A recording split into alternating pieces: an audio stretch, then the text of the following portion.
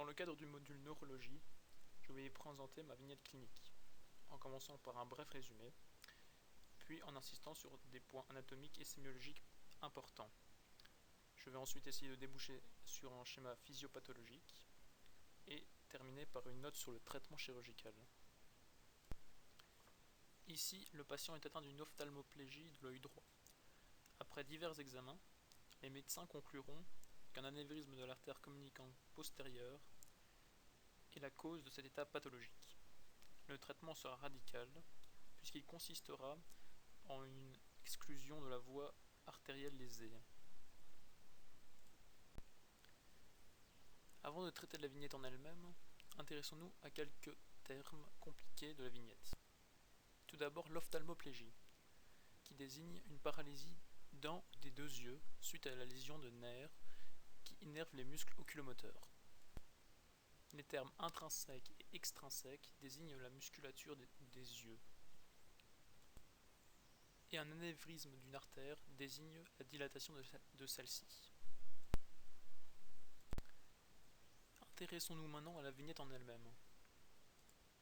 Ici, ce schéma représente le polygone de Willis, qui abrite l'artère communicante postérieure qui a subi un anévrisme dans cet état pathologique. Nous observons ici qu'il y a deux communicantes postérieures, une de chaque côté, qui relient chacune d'entre elles la cérébrale postérieure à l'artère carotide interne. D'ores et déjà, il était intéressant de préciser que ces artères communicantes postérieures sont en lien étroit avec le nerf oculomoteur 3. Intéressons-nous maintenant à la sémiologie de l'ophtalmoplégie ainsi que les questions que le neurologue devra poser pour élaborer son diagnostic. Tout d'abord, il devra prendre en compte l'âge du patient ainsi que les antécédents traumatiques pour pouvoir élaborer un diagnostic correct. Il devra également procéder à quelques examens cliniques des nerfs oculomoteurs ainsi que de la pupille. Ici par exemple, le neurologue aura sans doute fait le lien entre la déficience oculomotrice totale d'un œil et la lésion du nerf 3.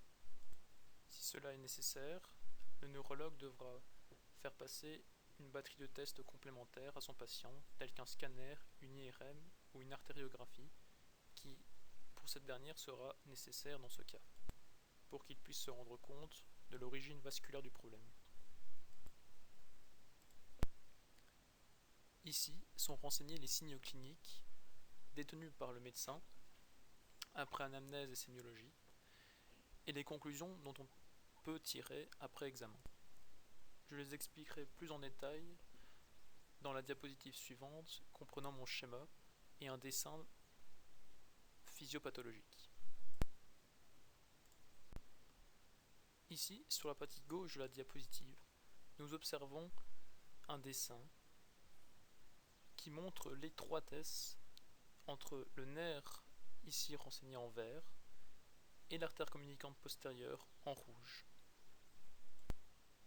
C'est à ce niveau-là que l'anévrisme de l'artère communicante postérieure va venir comprimer le nerf 3 oculomoteur.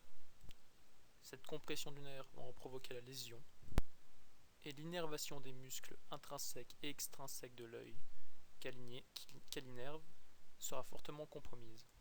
Finalement, le patient souffrira d'une paralysie de l'œil droit par incapacité à utiliser ses muscles oculomoteurs. Enfin, une petite note sur le traitement chirurgical qui consistera en une exclusion de la voie vasculaire lésée, ici l'artère communicante postérieure droite, qui empêchera la compression du nerf oculomoteur et ainsi le patient pourra retrouver une mobilité de l'œil. Notons bien que la suppression de cette artère communicante postérieure n'est pas handicapante en soi à condition que le polygone de Willis soit complet chez le patient. En effet, une artère communicante postérieure suffit amplement à irriguer le reste des structures de l'encéphale.